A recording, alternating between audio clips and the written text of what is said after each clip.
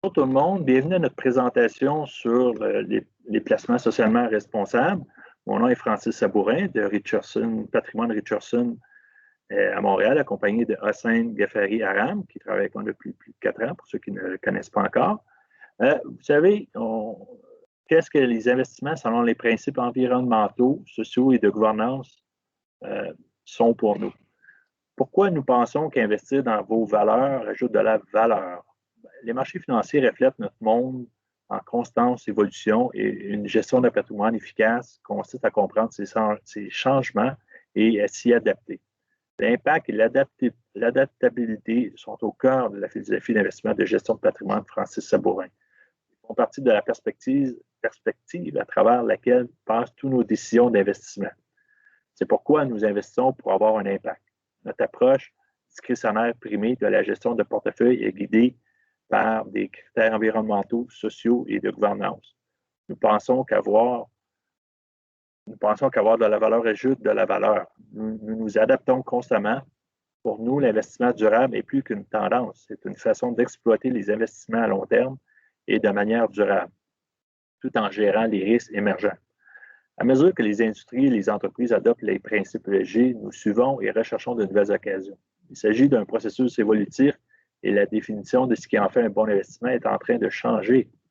Que signifie l'investissement ESG pour nous? L'intégrité est le fondement des investissements ESG.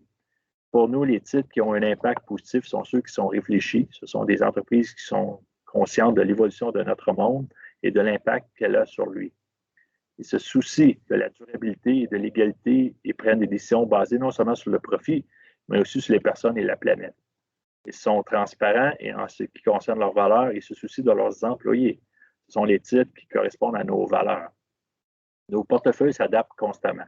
En plus de travailler avec les principaux fournisseurs de notation ESG, nous effectuons nos propres recherches et faisons preuve de diligence raisonnable pour nous assurer que les titres qui composent notre portefeuille répondent à nos normes ESG.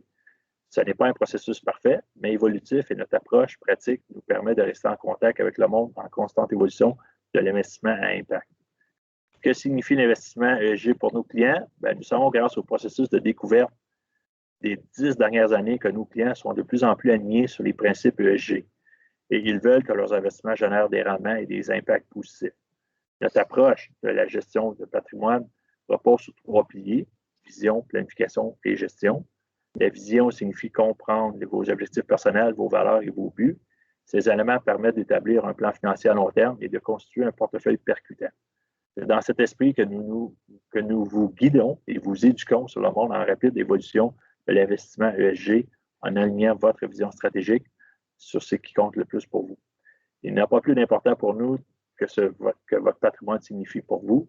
Alors, pourquoi ne pas investir d'une manière qui correspond à vos valeurs?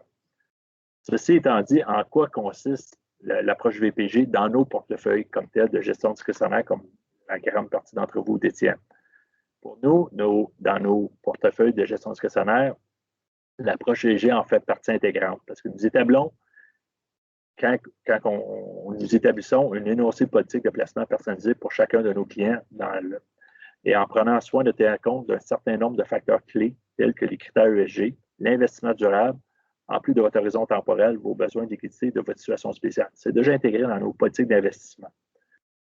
Les 5 portefeuilles courants que nous avons évalués sont le revenu courant, le revenu croissance, la croissance long terme, croissance dynamique et action mondiale. Nos 5 portefeuilles classiques, si vous voulez, qui ont un profil de risque à rendement différent. Et puis, pour nous, l'ESG, qu'est-ce que ça... On dit bien faire et correctement en même temps. Hossein Ghafari Aram, qui travaille avec moi, va faire les 3 prochaines slides en anglais. Hossein, can you go over what it means? Sure, thank you so much, Francis.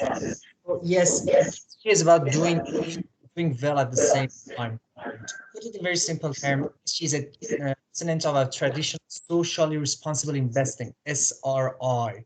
But SRI used to screening out entire industry with objectable practices, while the ESG strategy score companies on certain values and chose those with better records.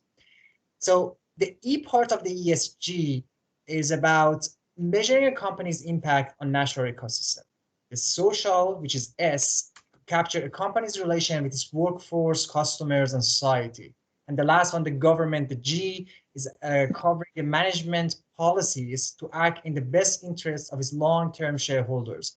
At the table, at the middle of the page, you see that environment, social, and governance, there are some subsectors to each, like natural resource management for environment, the workforce diversity and safety for social, and safeguarding of the shareholder rights for the governance part.